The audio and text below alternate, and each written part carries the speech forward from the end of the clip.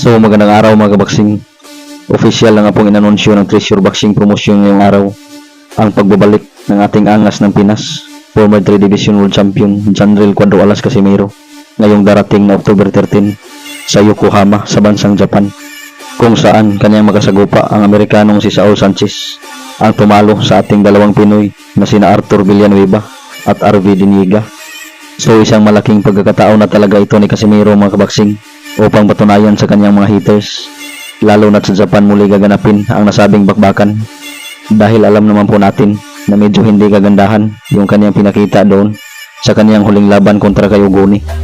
So kailangan talaga dito ni Casimero mga kabaksing magpakitang gilas o kaya'y manalo ng impresibo, lalo't halos isang taon na siyang nabakante at medyo bumaba rin ng kunti ang kanyang rankings sa ibang mga major belt sa super bantamweight. Sa ngayon mga kabaksing ay hawak ni Casimero ang boxing record na 33 wins with 22 KOs at may 4 na talo. Samantalang si Saul Sanchez ay hawak ang kartadang 21 wins with 12 KOs at may 3 talo.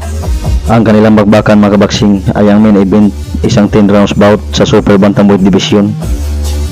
Samantalang sasabak din mga kabaksing bilang co-main event sa nasabing bakbakan ang isa pa nating Pinoy prospect, the ring girl hunter na si Vince Paras, kung saan kanyang makasagupa sa ikatlong pagkakataon o trilogy ang Hapon na si Hiroto Kyoguchi.